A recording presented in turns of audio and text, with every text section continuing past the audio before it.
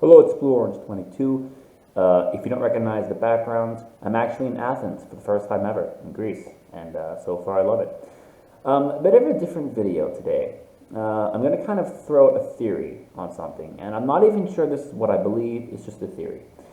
It's about the phenomenon in dating right now going on, with rates of dating and sex are decreasing in people in their 20s. There's less men approaching women and asking women out for dates, and a lot of governments are concerned that the marriage rate and the birth rate are actually dropping below sustainable levels, Japan being one of the countries especially concerned. But even in the West, you're seeing all this debate about mgtows and incels and red pills, and MRAs are saying, oh, well, men don't approach women anymore because they don't want to be seen as creepy, and feminists are saying, oh, well, women are just refusing to accept, the old status quo of doing all the unpaid labor, and now that women have their independence and their own careers, they don't need to settle for a man who's not going to treat her like an equal.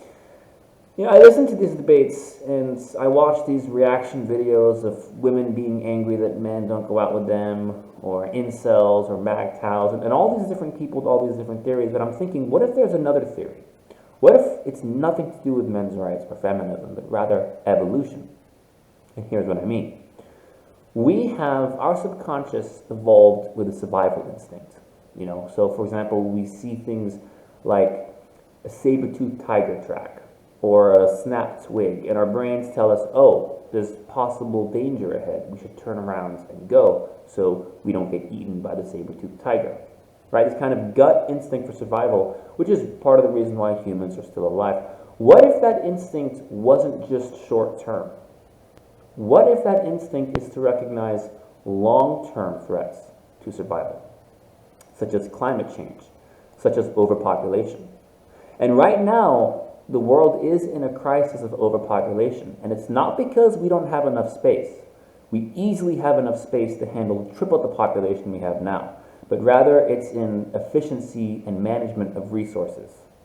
Urban density, pollution, contamination, poverty, economics, clean water, etc.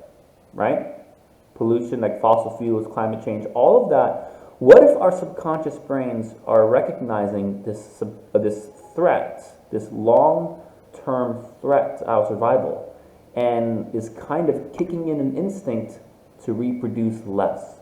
What if our brains are recognizing that we're having children too quickly right now, and we need to pause the growing population and kind of fix things like fossil fuels, maybe kind of get better organized in distributing our resources and our food and our clean water, because we have children starving to death right now. Every single day around the world, children are starving to death, and enough food exists to feed them. And I just think about how much, when I worked in restaurants in LA, how much food gets thrown away, and then children are starving. So it's not that we don't have enough food in existence. It's just our resource management is very poor. Our efficiency is very poor. Why does it make sense, if we have children starving to death right now, to add on to the population? If we have a problem with climate change because we're overproducing fossil fuels, why are we adding more humans to the population? Shouldn't we have less cars? Wouldn't you want to have less? So maybe subconsciously our brains are recognizing this, and our brains are telling us to have less children for the time being. I know that kind of seems counterintuitive if countries like Japan worry about having low birth rates and being unsustainable. But maybe it's like an emergency, like, hey, listen, humans, you guys need to take a deep breath and stop, because what's going on right now is not working. I don't know. This is just me theorizing something. I'm on vacation, so I'm not really thinking about men's rights right now. Yeah, there you go, which is obviously a lie, because I'm always thinking about men's rights, and I went to London yesterday and put a bunch of flyers everywhere.